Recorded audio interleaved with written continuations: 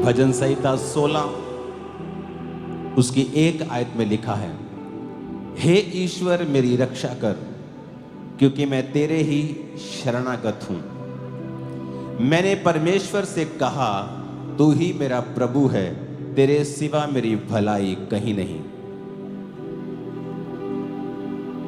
अपनी स्क्रीन की ओर देखें, उस वचन की ओर, और इस वचन को पूरा कर दें स्क्रीन के ऊपर फुल।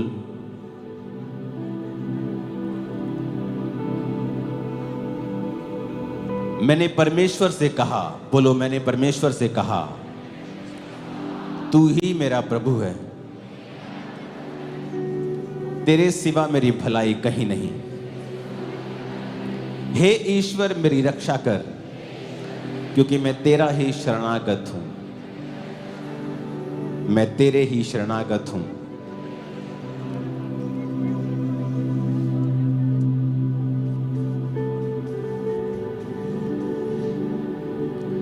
इसमें दाऊद ने क्यों कहा? यह दर्शाता है एक व्यक्ति का परमेश्वर के ऊपर निर्भरता।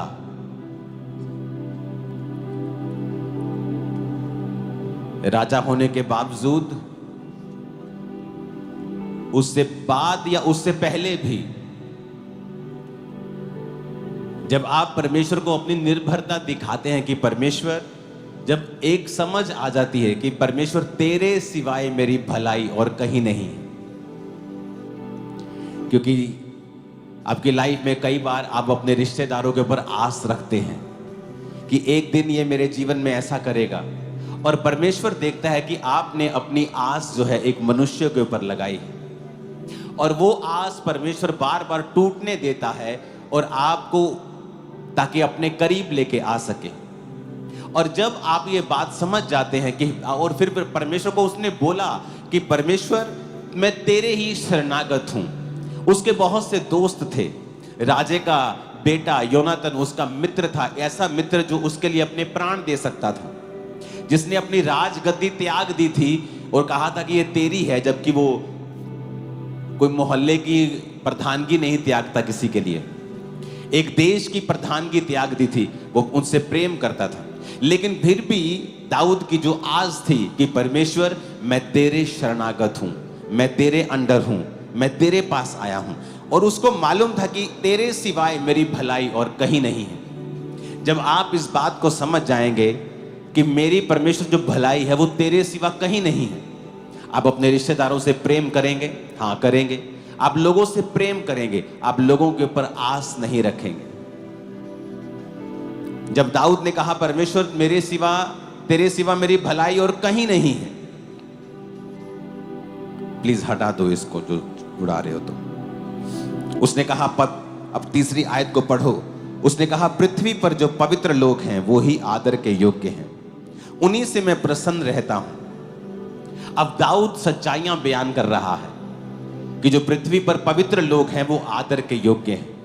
यानी वो पहली बात कर रहा है कि परमेश्वर मैं तेरे शरणागत हूं, मेरी आस तेरे ऊपर है, मैंने अपना समर्पण तुझे किया है, तू ही मेरा परमेश्वर है। फिर वो कह रहा है कि जो पवित्र लोग हैं, यानी फिर उसके बाद वो कह रहा है कि अपने जीवन को पवित्रताई में बिताओ, क्योंकि जो पवित्रताई में नहीं है वो आदर में नहीं आएगा। अगर आप चाहते हो आपका पति आपका आदर करे, आपकी पत्नी आपका आदर करे, लोग आपका आदर करें, परमेश्वर सबसे बेहतर आपका आदर करे, तो दाऊद ने एक सीक्रेट दिया। उसने कहा जो पृथ्वी पर पवित्र लोग हैं वो ही आदर के योग्य हैं। कई बार लोगों के पास बहुत पैसा होता है और वो जब लोगों के सामने जाते हैं लोग सलाम ठोकते हैं, लेकिन जैसे ही वो वहां से जाते कहते हैं चल भाग जाए यहां से, चोर एक नंबर का। लेकिन जब परमेश्वर आपको पवित्रता के कारण ऊंचा करता है, लोग आपके मुंह पर भी आपका आदर करते हैं और पीठ पीछे आपका ज्यादा आदर करते हैं। तो दाऊद ने कहा 4 आयत में, जो पराये देवता के पीछे भागते हैं उनका दुख बढ़ जाएगा। मैं उनके लहू वाले अर्ध नहीं चढ़ाऊंगा, मैं उनका नाम अपने होठों से नहीं लूंगा। कहता मैं नाम भी नहीं लूंगा, मैं अपने परमेश्वर की स्तुति करूंगा। 5 आयत में लिखा, यहोवा मेरा भाग और मेरे कटोरे का हिस्सा है, मेरे भाग को तू स्थिर रखता है। कहता तू मेरा भाग है परमेश्वर, मेरा हिस्सा तू है।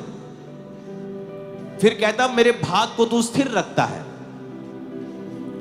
एक बाप के 2 बेटे हैं तो हर एक बेटे का एक भाग आता है प्रॉपर्टी का, लेकिन कई बार जो आपका भाग होता है, आपका हिस्सा होता है, इस दुनिया में आपको नहीं मिलता है। लेडीज कंप्लेंट करती हैं, मैं सुंदर हूं, मैं बहुत ही चालाक हूं, मैं बड़ी अच्छी हूं, लेकिन मुझे ऐसा पति नहीं मिला। आदमी कंप्लेंट करते हैं, मैं सब कुछ वेल सेटल्ड हूं, लेकिन मुझे अच्छी पत्नी नहीं मिली, मेरे बच्चे अच्छे नहीं।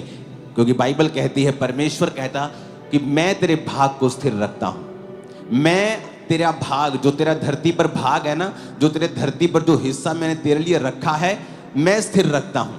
अगर तू मेरे साथ नहीं है, मेरे शरणागत नहीं है, अगर तूने अपनी आस मुझ पे नहीं रखी है, और अगर तू पवित्रताई में नहीं है, तो वो हिस्सा जो तेरा है तुझे कभी नहीं मिलेगा।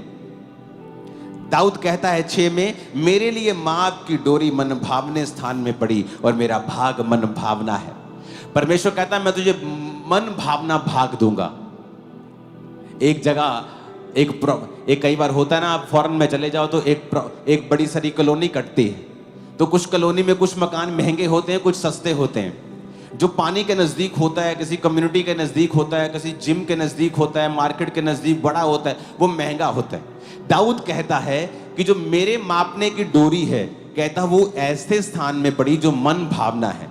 यानी तू उसी जगह पे रहते हुए, उसी स्टेट में रहते हुए, उसी मोहल्ले में रहते हुए, उसी शहर में रहते हुए, पर जो तेरा हिस्सा होगा वो सबसे अलग होगा और सबसे बड़ा होगा और सबसे बेहतर होगा।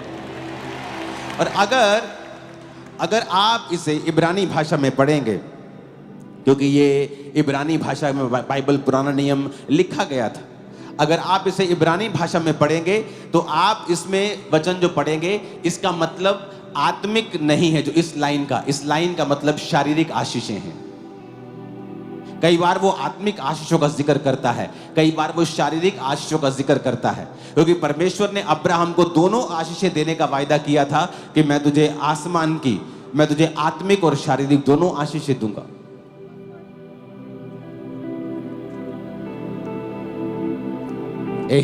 बैठ जाओ।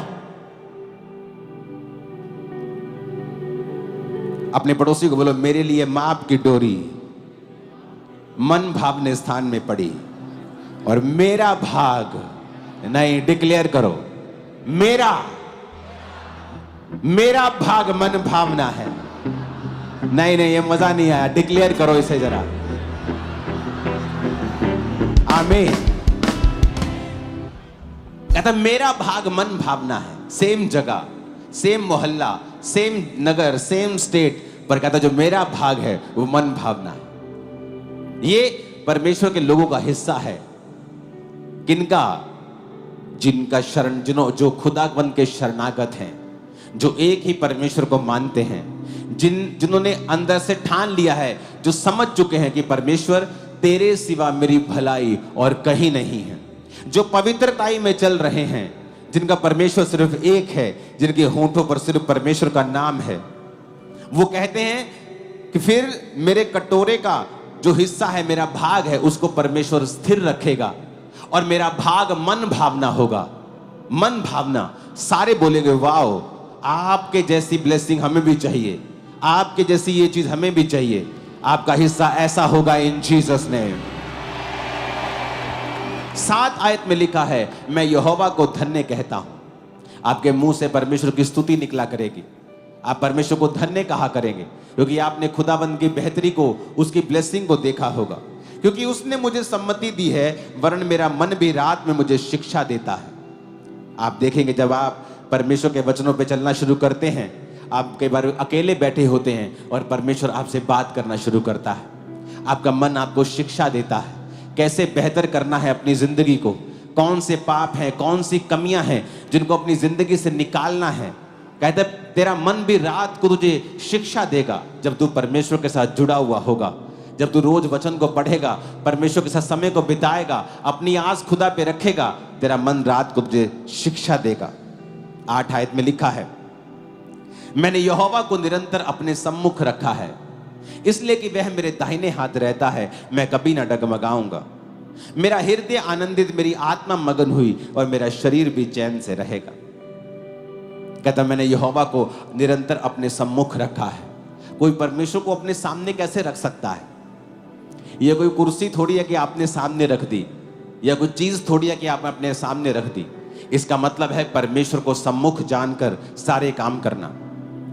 आप एक जॉब प्लेस पे हैं, आप एक नौकरी कर रहे हैं, आप बिजनेस कर रहे हैं, और जब वहां आप चोरी करते होंगे, इसका मतलब यहोवा आपने अपने सम्मुख नहीं रखा है।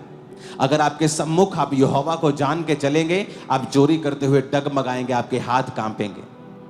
आप व्यभिचार का मैसेज करते करते आपका दिल कांपेगा, क्योंकि आपने परमेश्वर को अपने अगर सामने रखा है तो। लेकिन कई समय तक आप परमेश्वर को साइड कर देते हैं कि अब तू मुझे नहीं चाहिए, और फिर आप अपने काम करते हैं जो नहीं करने चाहिए। इसलिए बाइबल कहती है, परमेश्वर ने कहा मेरा हृदय आनंदित, दाऊद कहता है मेरा हृदय आनंदित रहेगा। बहुत से लोग हैं जो आनंदित नहीं हैं अपनी जिंदगियों से, खुदावन का आनंद उनके ऊपर नहीं है। कहता मेरी आत्मा मगन है और मेरा शरीर भी चैन से रहेगा, मेरी बॉडी हील रहेगी, मेरी सोल आनंदित रहेगी, प्राण मेरा। अंदर से जो बेचैनी है, अंदर से जो खालीपन है, अंदर से जो सवालिया निशान उठते हैं, अंदर से जो खालीपन है, अंदर से जो एक बेचैनी है, उसने कहा वो खत्म हो जाएगी और तू मगन होगा। तेरा हृदय आनंदित रहेगा, तेरा शरीर भी चैन से रहेगा, तेरा शरीर भी हील रहेगा, तेरा शरीर भी मजबूत रहेगा। और ये कैसे होगा? जब तू परमेश्वर को अपने सम्मुख रखेगा,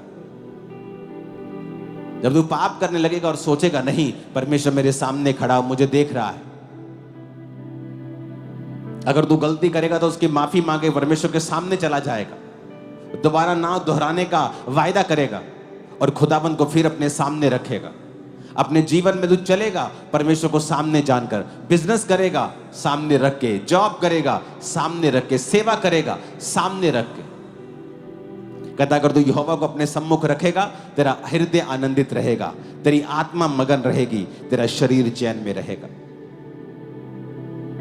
क्योंकि तू मेरे प्राण को धलोक में ना छोड़ेगा, ना पवित्र भक्त को सड़ने देगा। तू मुझे जीवन का रास्ता दिखाएगा, तेरे निकट आनंद की भरपूरी है, तेरे दाहिने हाथ में सुख सर्वदा बना रहता है। यह भविष्यवाणी जब वो आत्मा में था तो उसने ये भविष्यवाणी की थी कि तू मेरे प्राण को अधोलोक में ना छोड़ेगा, जो जीसस क्राइस्ट के लिए थी, ना पवित्र भक्त को सड़ने देगा, जो जीसस क्राइस्ट के लिए थी। उसने ना तो जीसस क्राइस्ट के बॉडी को सड़ने दिया, ना ही उसको अधोलोक में छोड़ा, और वह मुर्दों में से जी उठा और वापिस आया और आज भी जीवित है। उसने कहा तू मुझे जीवन का रास्ता दिखाएगा, जहां जीवन है। आपकी आंखें आपको धोखा देती हैं। अब्राहम ने कहा लूत देख ले क्या चाहिए, उसको हरी हरी चारगाह दिखी, हरी हरी हरी, वेरी नाइस। कहता ये मुझे चाहिए, लेकिन वो नहीं जानता था कि वो हरी चारगाह नहीं है, वो सदम और अमोरा की ओर जा रहा है, विनाश की ओर जा रहा है।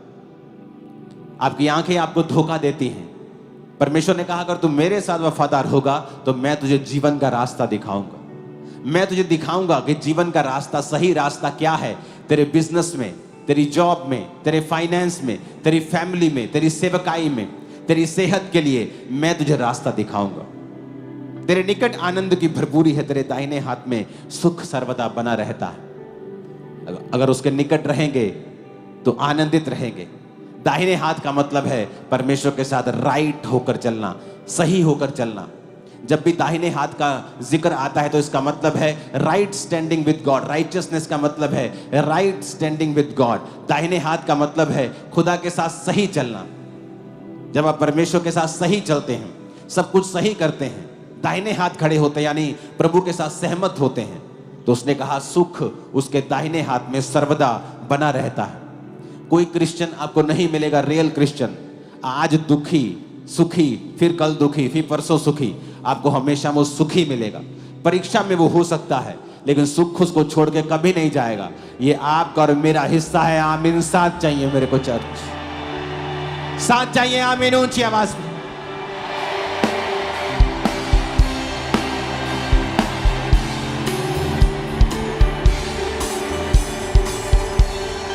Hallelujah, hallelujah. इसलिए मैंने आपको भजन संहिता पढ़वाया है कि आप तौबा करें अपनी लाइफ में, खुदा के पास जाएं, उसके बिना कुछ नहीं मिलेगा आपको। सिर्फ निराशा होगी, एम्बैरेसमेंट होगी, शर्मिंदगी होगी, दिल टूटेगा, मन टूटेगा, आंसू होंगे। लेकिन अगर आप परमेश्वर के साथ जुड़े रहेंगे तो लिखा तुम्हारा मन भी रात को तुझे शिक्षा देगा। कॉन्टिन्यूसली परमेश्वर तेरे से बात करता रहेगा, तेरी लाइफ को बेटर करता रहेगा। तैयार हो आप? तैयार हो आप? चर्च की ग्रेस बढ़ गई है। अब आप वचन 2 बार सुन रहे हैं और मैं आपको खुदाबंद की ग्लोरी में भी लेके जा रहा हूं। जब आप परमेश्वर की ग्लोरी में जाएंगे, जब मैं आया करूंगा पुलपिट के ऊपर और आप सोखा करें इसको अपनी बॉडी, अपनी जीवन के अंदर, यही है रियल ट्रेजर। आपको इसकी वैल्यू शायद बाद में मालूम हो, लेकिन जब ये आपकी लाइफ के अंदर एक बार आ जाएगा, ये वंडर्स करेगा, अलग करेगा आपको दुनिया से।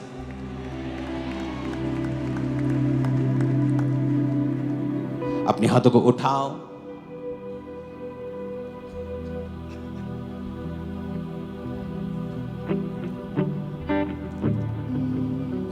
यीशु ही सहारा मेरा, यीशु ही कफारा मेरा, यीशु ही सहारा मेरा, यीशु ही कफारा मेरा, सबको बचाने वाला, बाप से मिलाने वाला, सबको बचाने वाला, बाप को मिलाने वाला, सबको बचाने वाला, बाप से मिलाने वाला। अपने हाथों को उठा के कहो, आज जो गवाहियां, जो वचन मैं सुन रहा हूं, मेरी जिंदगी में ये 100 फलों को लेके आए। अंधकार की शक्तियां इन्हें चुराने ना पाए। प्रभु यीशु मसीह के सामर्थी नाम में हम मांगते हैं। अपने घुटनों के भार आ जाओ। एक सॉन्ग को जब हम गाएंगे, आप अपने घुटनों के भार होकर उस सॉन्ग को तालियों के साथ आप गाएंगे। अपने हाथों को उठाओ। इस गवाही को सुनने के बाद उस सॉन्ग को हम सुनेंगे। हालेलुया। अपोस्टल, ये बहुत ही अमेजिंग टेस्टमनी है। इस बहन का नाम जसविंदर कौर है और साथ में इनके हस्बैंड ये कपूरथला के रहने वाले हैं। दिसंबर 2013 में इनकी शादी हुई थी। उसके बाद अजीब अजीब सी घटनाएं इस बहन के साथ होने लगी। सोते समय अजीब सी हरकतें होती थी, जैसे कोई गले को इनके जोर से दबा रहा है और डर के ये चिल्लाने लगते थे। डरावने सपने, मुर्दा लोग, और इनको ऐसा लगता था कि इनको कोई गहरे पानी के अंदर डुबो रहा है। बहुत सारे सांप, ऐसी चीज़ें जब नजर आनी शुरू हुई, उसके बाद से इनके जो पीरियड्स थे वो इरेगुलर हो गए। कई बार 1 महीने में 2 बार आने, कई बार 2-2, 3-3 महीने के बाद पीरियड्स आने, और जिसकी वजह से इनको प्रेगनेंसी कंसीव नहीं हो पा रही थी। और अपोस्टल, जब ये दोनों जब डॉक्टर के पास गए, हॉस्पिटल में पहुंचे, तो वहाँ यूट्रस के जो स्पेशलिस्ट गायनी डॉक्टर्स हैं, उन्होंने जब स्कैनिंग करी तो डॉक्टर ने बताया कि बहुत सारी प्रॉब्लम्स हैं, हार्मोन इनबैलेंस है, जिसके साथ दोनों ओवरीज में मल्टीपल पानी वाली रसौलियाँ बन चुकी हैं, एग्स ग्रो नहीं हो पा रहे हैं। और डॉक्टर ने लगातार मेडिसिन दी और इन्होंने स्पेशलिस्ट 6-7 डॉक्टर जो गायनी चेंज करके देख लिए, मेडिसिन से कोई भी फर्क नहीं पड़ता था।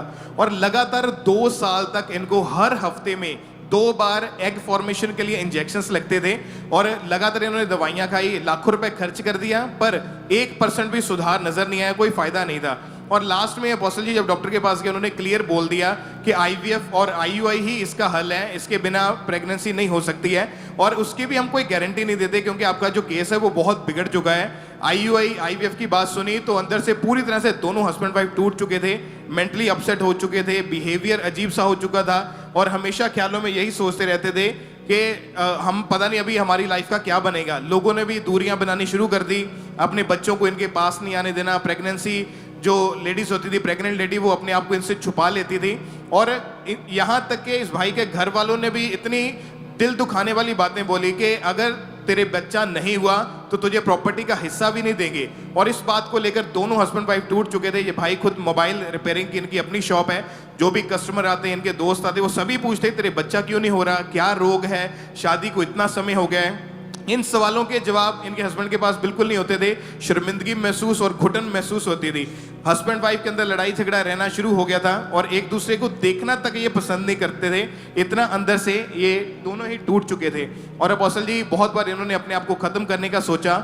फिर अपोस्टल जी इस सिस्टर के एक ब्रदर हैं, उनको किसी उसके दोस्त ने अंकुर मिनिस्ट्री के बारे में बताया। 2018 में गुड फ्राइडे मीटिंग थी, तो ये समझ के आए कि चर्च में गुड फ्राइडे है, कोई अच्छा शुक्रवार है। इनको मालूम नहीं था कि वो उस डे की क्या अहमियत है। जब ये चर्च में आए और जैसे ही इन्होंने चर्च में अपना कदम रखा तो इनको अजीब सी एक शांति महसूस हुई और जैसे ही इन्होंने वचन सुना, प्रचार सुना और आपकी ओर देख के ये इतना प्रभावित हुए कि इतनी यंग एज में कोई प्रीच कर रहा है और इतने बड़े मिरेकल हम देख रहे हैं। गवाहियां सुनी, फेथ बना, वचन सुना। 18 जुलाई 2024 को परमेश्वर की दासी ने इन दोनों के ऊपर ले हैंड प्रेयर करी। उस प्रेयर को भी हम देख सकते हैं। जो बचाया तेरी वफा ने, तेरे लहू ने। और अपोस्टल जी जैसे ही इन दोनों के ऊपर ले हैंड प्रेयर हुई, सेम सेकंड सारा शैतानी असर इन दोनों के ऊपर से खत्म हो चुका था और उसी टाइम इन्होंने फास्टिंग रखी। उसके बाद इनके कानों में आवाज आई इस बहन को कि प्रेगनेंसी चेक कर। और जैसे ही इन्होंने घर जाने के बाद अगले महीने प्रेगनेंसी टेस्ट चेक किया तो मैरिज के 10.5 साल के बाद first time pregnancy test positive आया और देखकर हैरान थे। खुशी के मारे आंसू रुक नहीं रहे थे। जब डॉक्टर के पास गए, रसौलियां गायब, सारी हीलिंग हो चुकी। 11 साल की शर्मिंदगी को खुदा ने खत्म किया। वो एक बहुत ही खूबसूरत बेटी के साथ परमेश्वर ने आशीषित किया। आज पूरे नाचते हुए झूमते हुए परमेश्वर की महिमा कर रहे हैं और प्रभु मुझको में बचाया तेरी वफा ने, तेरे लहू